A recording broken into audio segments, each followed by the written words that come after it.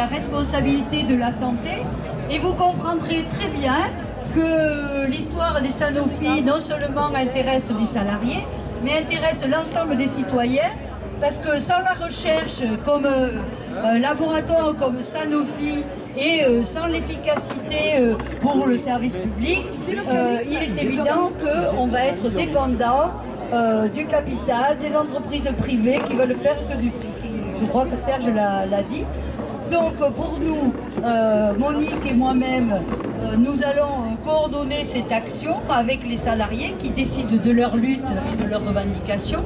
Et nous allons faire ensemble ce qui nous semble le rôle d'élus, de pouvoir faire remonter au plus haut niveau, y compris de mobiliser largement les citoyens sur cette situation. Mais c'est pour ça qu'on vous invite à venir débattre avec les salariés de Sanofi pour la santé aujourd'hui et demain. Monique, sur Toulouse, vous avez fait plein de choses.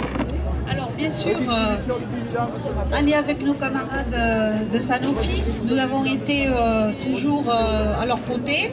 C'est à eux de décider de leur lutte et de leurs initiatives. Ceci dit, c'est vrai que je pense que dans la vie, il y a le combat syndical, le mouvement social, et en tant qu'élu local, nous avons tâché d'être des relais, mais également d'agir sur le concret. Alors bien sûr, avec les élus nationaux, quand la droite était au pouvoir, nous nous sommes battus. Aujourd'hui, heureusement, la droite a été battue, mais il n'empêche que ceux qui ne sont pas battus aujourd'hui, c'est quand même le monde du capital. Et que même si dans la vie on n'obtient jamais 100% de ce qu'on désire, il est quand même des notions fondamentales sur lesquelles nous ne voulons pas reculer, je crois, et les salariés de Sanofi non plus.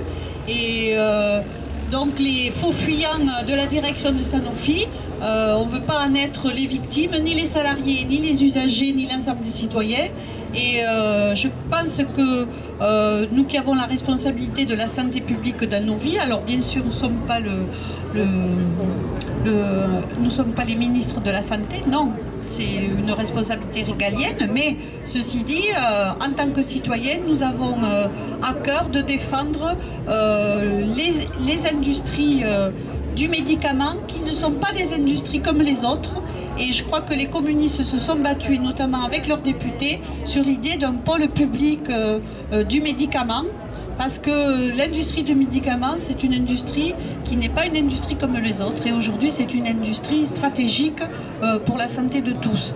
Les différents scandales quand même autour d'un certain nombre de médicaments qui n'ont pas été suffisamment tôt interdits nous prouvent bien qu'on ne peut pas conjuguer profit et santé publique longtemps, ni à terme. Donc je pense que nous sommes les communistes et vous savez qu'on défend la politique industrielle dans ce pays. Et la politique du médicament, c'est une politique industrielle, mais qui est aussi payée par les salariés et par les usagers, puisqu'on les paye avec notre salaire socialisé, hein, les cotisations sociales qui sont des cotisations qui créent de la richesse. Et je pense que là, il faut s'emparer de cette cause éminemment politique qui est la défense de l'industrie du médicament, un pôle public, c'est notre revendication. Je salue ma collègue ma collègue élue donc, de la ville de Toulouse, Martine Croquette, qui est en charge du logement et aussi de la voirie dans la communauté urbaine. Et ensemble, vous savez on a fait voter des vœux, aussi bien au conseil municipal de Toulouse qu'à la communauté urbaine. Ces vœux, ils ont recueilli à chaque fois l'unanimité des élus locaux.